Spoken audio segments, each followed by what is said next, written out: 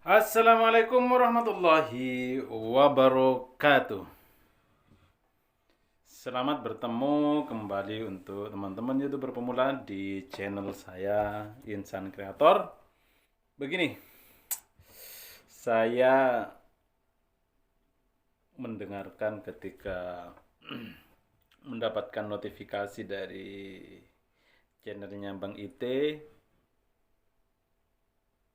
sebagai YouTuber pemula. Mendengarnya kadangkala kita ngeri-ngeri sedap. Kenapa sih demikian? Semakin ke belakang seorang konten kreator yang dikatakan sukses lah. Dengan branding yang sudah mumpuni sehingga perkembangannya begitu dahsyat. Lalu di sana sini ia mendapatkan pujian. Namun tidak ketinggalan juga yang namanya ada hujatan, kemudian ada orang yang menjadikan beliau sebagai suatu objek dalam tanda kutip, karena beliau dengan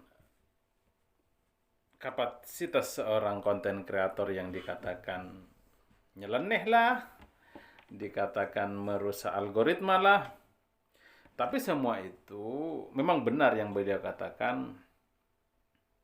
Sejelek apapun videomu, kemudian sebagus apapun juga videomu,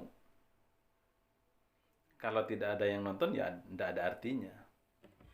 Tapi seburuk apapun videomu, segelap apapun videomu, bahkan tidak menarik pun, tapi kalau ada penontonnya, banyak penontonnya, itu akan mendapatkan penilaian lebih baik daripada mereka yang dikategorikan sebagai video yang bagus, kontennya menarik, editannya menarik, kemudian thumbnailnya juga menarik, namun sepi penonton. Tidak ada gunanya juga. Plusnya di situ. Tapi alangkah lebih baik kalau video kita lebih bagus dari segi thumbnail, tampilan, kemudian isi, memberikan solusi terhadap orang lain, itu juga sangat baik. Namun, kebanyakan ketika seseorang melakukan hal yang menurut dia sesuatu yang baik, tapi tidak ada penontonnya, apalah artinya? Oleh karena itu, dari video sebelumnya saya mengatakan perbaiki brandingmu sehingga memberikan terhadap diri kita atau ada feedback untuk diri kita. Bisa jadi banyak subscriber, bisa jadi banyak viewer juga. Karena apa?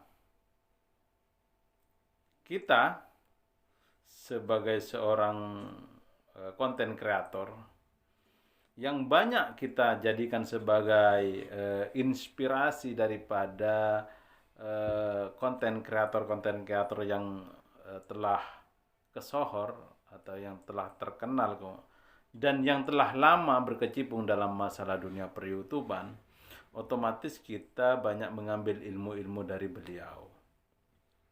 Namun tidak menutup kemungkinan ada kalanya konten kreator itu memberikan ide-ide yang lain, bahkan tidak mengikuti trik-trik kebanyakan orang yang orang pakai. Salah satunya Bang Ite.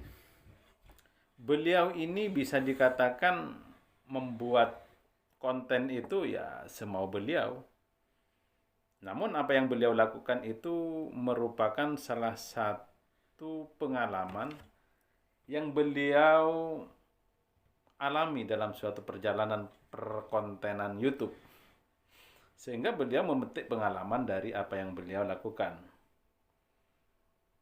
Sehingga kita lihat pada saat sekarang ini, perkembangannya beliau seperti apa. Ternyata itu terbukti. Jadi, branding beliau sudah jadi.